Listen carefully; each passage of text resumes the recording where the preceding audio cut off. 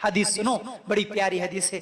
نبی کریم صلی اللہ علیہ وسلم نے ایک مرتبہ ایک لشکر بھیجا تھا، ایک لشکر کہیں بھیجا، اس لشکر کا ایک امیر بنا دیے تھے اللہ کے رسول صلی اللہ علیہ وسلم۔ اب وہ جو امیر بنے تھے تو وہ کیا کر رہے تھے، وہ لشکر جہاں تک گیا پھر واپس آ گیا، تو وہ امیر جو بنے ہوئے تھے انہوں نے کیا کیا، جب بھی نماز کا وقت ہوتا نماز پڑھانے کے لیے امام بنتے، آگے بڑھتے، نماز شروع کر دیے، سورہ فاتحہ پڑھ لیے، سورہ فاتحہ کے بعد دوسرا سورہ پڑھ لیے۔ اب وہ جو بھی سورہ پڑھتے ہیں اس کے پھر آخری میں رکوع میں جانے سے پہلے ضرور سورہ اخلاص پڑھ لیتے تھے۔ کون سا سورہ اخلاص؟ قل هو اللہ احد۔ کون سا بھی سورہ پڑھتے لیکن ہر رکعت میں آخر میں سورہ اخلاص پڑھ لے کے رکوع کرتے۔ اب جتنے بھی لوگ تھے واپس آنے کے بعد اللہ کے رسول صلی اللہ علیہ وسلم کے سامنے شکایت کرتے، اللہ کے رسول صلی اللہ علیہ وسلم فلاں آدمی کو تم نے امیر تو بنا دیا لیکن وہ نماز میں ایسا عمل کر رہے ہیں، ہر رکعت میں سورہ اخلاص پڑھ رہے ہیں۔ تو اللہ کے رسول صلی اللہ علیہ وسلم نے فرمایا کہ اس سے پوچھو کہ وہ ایسا کیوں کرتا ہے، اس سے پوچھو، پوچھ کر آؤ۔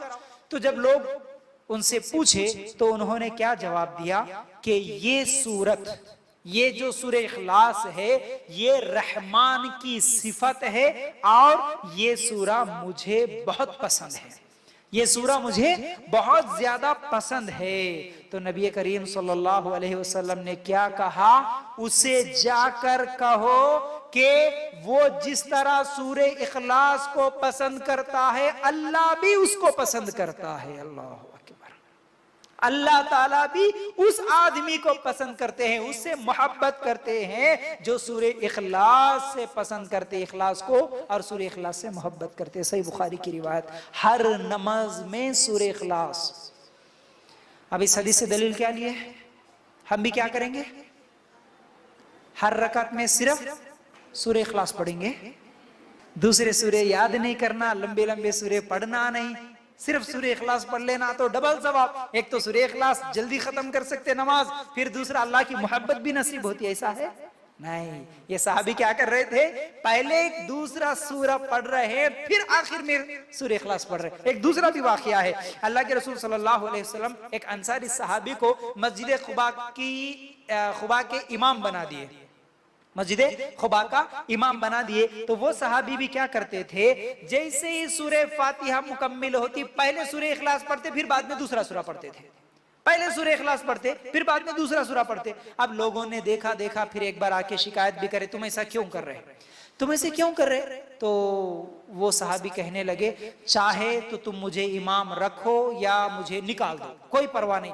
لیکن میں سورہ اخلاص پڑھنا نہیں چھوڑتا، میں ضرور پڑھوں گا، چاہے تو مجھے امام رکھو یا امامت سے مجھے نکال دو۔ تو اللہ کے رسول صلی اللہ علیہ وسلم کے پاس جب یہ بات پہنچی تو اللہ کے رسول صلی اللہ علیہ وسلم نے سوال کیا کہ تم ایسا کیوں کرتے؟ تو اس آدمی نے کہا، یا رسول اللہ صلی اللہ علیہ وسلم مجھے اس سورت سے محبت ہے، مجھے سورہ اخلاص سے محبت ہے، اس لیے میں بار بار ہر رکعت میں سورہ اخلاص پڑھ رہا ہوں۔ اللہ کے رسول صلی اللہ علیہ وسلم نے فرمایا کہ اس کی محبت نے تجھے جنت میں داخل کروا دیا، ٹھیک ہے پڑھ سکتے ہیں۔ کیا بولے؟ اس کی محبت، کس کی؟ سورہ اخلاص کی محبت تجھے جنت میں پہنچا دی۔ اللہ اکبر، دیکھیے اللہ کی محبت بھی نصیب ہوتی ہے، جنت میں بھی جگہ ملتی ہے سورہ اخلاص کو ہر رکعت میں پڑھنا، سورہ اخلاص سے محبت کرنے سے۔ صحیح بخاری کی یہ حدیث ہے۔ سورہ اخلاص انشاءاللہ اللہ چاہے تو، جیسے کہ پچھلے درس میں پچھلا ٹاپک کیا تھا، سورہ فاتحہ کے بارے میں، انشاءاللہ سورہ اخلاص کا بھی ترجمہ انشاءاللہ ایک دن رکھوں گا، اس سے ہم کو کیا سبق ملتا ہے۔ لیکن یہاں پر ایک اشارہ کر دوں، سورہ اخلاص میں ہم کیا کہتے ہیں، قل هو اللہ احد کہتے ہیں۔ احد کا مطلب کیا ہے، اکیلا، اللہ اکیلا ہے۔ لیکن اگر اس کی صفتوں کو ہم دیکھیں گے، اللہ تعالیٰ کے ہر صفت کے ساتھ یہ صفت جڑ جاتی ہے۔ احد، اکیلا، کیسے؟ اللہ سمیع ہے، سمیع کا مطلب سننے والا، اللہ بصیر ہے، دیکھنے والا۔ اب یہ سننے والا اور دیکھنے والا، اس طرح ہر صفت کے ساتھ ہم احد کو لگا سکتے ہیں۔ اللہ دیکھنے والا اکیلا ہے، اللہ جیسے دیکھتا ویسا کوئی دیکھ سکتا نہیں، اس کے دیکھنے میں وہ اکیلا، وہ جیسا سن سکتا ویسا کوئی سن سکتا نہیں، اس کے سننے میں بھی وہ اکیلا۔ اللہ اکبر۔ اس طرح سورہ اخلاص سے ہم کو محبت ہو، کیونکہ اس میں اللہ کی وحدانیت ہے، اللہ کی توحید ہے، اللہ اکیلا ہے، اللہ کے ماں باپ نہیں ہے، اللہ کی اولاد نہیں ہے، اللہ بے نیاز ہے، اللہ اکبر۔ تو ہم کو اس صورت سے محبت ہونی چاہیے، اس کے بدلے میں ہم کو کیا ملے گا؟ جنت بھی ملے گی اور اللہ کی محبت بھی۔ ایک اور جگہ بتائیے اللہ تعالیٰ کہاں خرچ کرنا مال؟ صدقات کے مستحق وہ غریب بھی ہیں جو اللہ کی راہ میں روک دیے گئے، کا مطلب کیا ہے؟ جو صرف اللہ کے دین کے کام میں لگے ہوئے ہیں، جو صرف اللہ کا دین پھیلاتے ہیں، علم سکھاتے ہیں، علم بانٹتے ہیں۔ اللہ تعالیٰ نے سورہ بقرہ کی آیت نمبر 273 میں واضح کر دیا، ایسے لوگوں پر خرچ کرو۔ نادان لوگ ان کے بے سوالی کی وجہ سے انہیں مالدار سمجھتے ہیں۔ مطلب یہ ہے کہ ان کے بارے میں نہیں جاننے والے ان کو دیکھ کر سمجھتے ہیں ارے انہیں تو مالدار ہوں گے، انہوں چمٹ کر سوال نہیں کرتے، یہ لوگوں سے بار بار پوچھتے نہیں پھرتے، جیسے فقیر بھکاری لوگ جیسے مانگتے بار بار، یہ لوگ مانگتے ہوئے نہیں پھرتے لوگ، لیکن ان کے چہرے دیکھ کر آپ سمجھ سکتے ہیں یہ لوگ دنیا کا کوئی دوسرا کام نہیں کرتے، یہ روک دیے گئے اللہ کے دین کے کام کے لیے۔ اب وہ دکان نہیں چلا سکتے، کاروبار نہیں کر سکتے، بزنس نہیں کر سکتے، کیونکہ اگر وہ کاروبار کریں گے تو آج ہم دیکھ رہے ہیں حالات، آج کے حالات بھی دیکھو اور اس آیت پر بھی غور کرو۔ جو دنیاوی کام میں لگ گیا، جو کاروبار شروع کر لیا، جو کاروبار کرتا ہے صبح سے لے کے شام تک وہ محنت کرتا ہے، پیسے جماتا، ویسے آدمی سے چلو جی دین کا کام کریں گے، چلو جی ایک دن دے دو، کچھ دن میں سے کچھ حصہ دے دو، چلو علم سیکھو یا سکھاؤ، لوگوں کو اجتماع کرو، بیانات کرو، چلو تمہارے پاس ہے نا علم، وہ کر سکتا ہے؟ نہیں کر سکتا، نہیں کر سکتا، کیونکہ کاروبار میں جو لگا ہوتا ہے اس کو پورا ٹائم ادھر ہی دینا پڑتا۔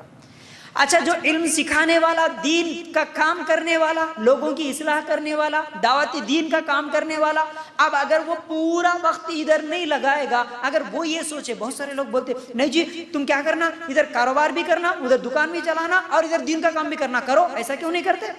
اچھا تم کر کے دکھاؤ، تم کر کے دکھاؤ جی، بولنا بڑا آسان ہے، تم کر کے دکھاؤ نا، کوئی کر سکتا ہے؟ اللہ کے لیے غور کرنا۔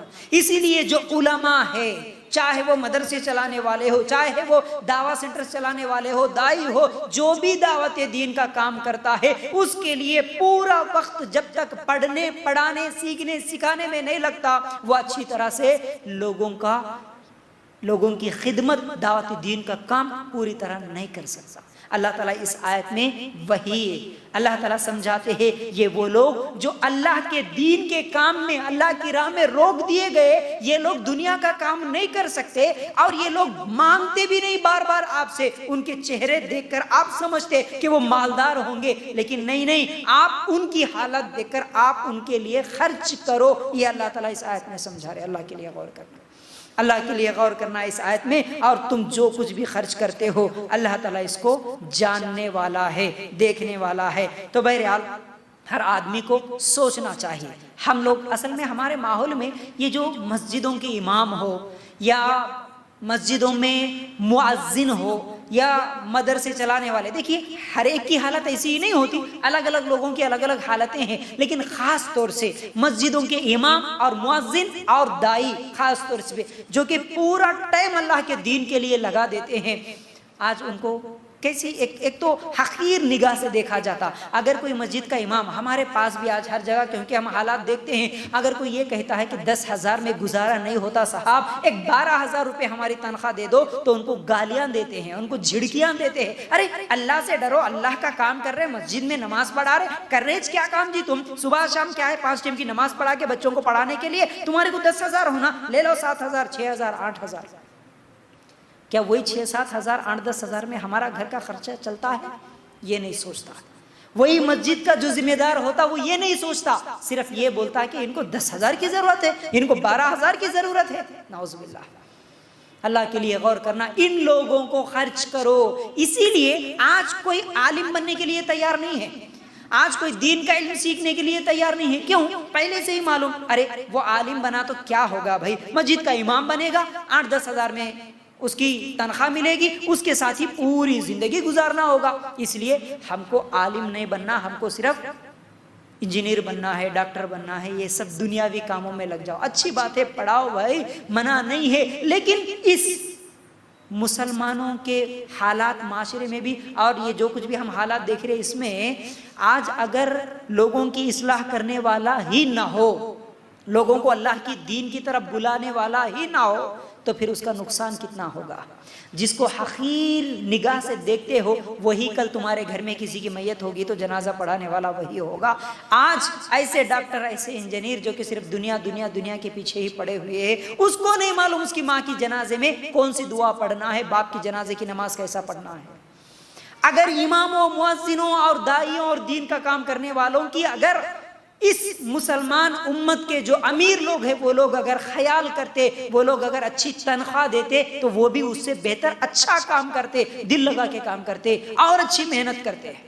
اس لیے آج ہم دیکھتے ہیں مسجد کا امام وہ کام نہیں کرتا دل لگا کے، جیسے بچوں کی تربیت کرنا، جیسے بچوں کی تعلیم دینا، جیسے لوگوں کی اصلاح کی کوشش کرنا، جیسے جمعہ کا خطبہ دینے سے لوگوں کے اندر ایمان بڑھے، اصلاح ہو جائے، لوگوں کے اندر جذبہ آئے، وہ ایسا نہیں کرتا۔ وہ کیا کرتا؟ ملتی اتنی تنخواہ، اب کیا کرنا بھائی، اس سے تو گھر کا خرچہ بھی نہیں چلتا میرا، اس لیے کیا کرتا، وہ چور راستے دیکھ لیتا، یا تو وہ کچھ نہ کچھ پارٹ ٹائم جاب دیکھ لیتا، یا نہیں تو لوگوں کو چوری چھپے تعویذ گنڈے بناتے ہوئے وہاں سے پیسے لیتا، یا نہیں تو صبح صبح لوگوں کو فضائل بتاتے ہوئے دکان کھولنے ساتھ ہی قرآن پڑھے تو تمہارے کو برکت آتی، اس لیے میں آ کے تمہارے دکان میں قرآن پڑھوں گا، مجھے مہینے میں اتنا دے دو بول کے وہاں پر جا کے قرآن پڑھتے ہوئے حلال نہیں ناجائز طریقوں سے بھی لوگوں کے پاس پیسے لے لیتا ہو۔ کیا کرے گا؟ وہ مجبور ہے۔ مجبوری کا مطلب یہ نہیں ہے کہ وہ حلال ہے، وہ غلط کام کر رہا ہے، صحیح بات ہے، لیکن وہ کب دل لگا کے کام کرے گا جب اسے اس کے گھر کا ٹینشن نہ ہو، اس کے بھی بچے ہوتے ہیں، اس کی بھی بیوی ہوتی ہے، اس کے بھی بوڑھے ماں باپ ہوتے ہیں، ان کو بھی خرچہ ہوتا ہے، ان کے بھی ہاسپٹل کے خرچے ہوتے ہیں، ان کے بھی کھانے پینے کپڑوں کے خرچے ہوتے ہیں۔ ہم جو 10,000 12,000 ان لوگوں کو دیتے ہیں اس میں ان کا گھر کا خرچہ کیسے چلتا ہے، یہ سوچ کر اگر ان کی ذمہ داری لے کر ان کے اوپر زیادہ خرچ کریں تو وہ بھی امت کے لیے ہی اتنا ہی زیادہ فائدہ مند ہوتے ہیں۔ اللہ کے لیے غور کر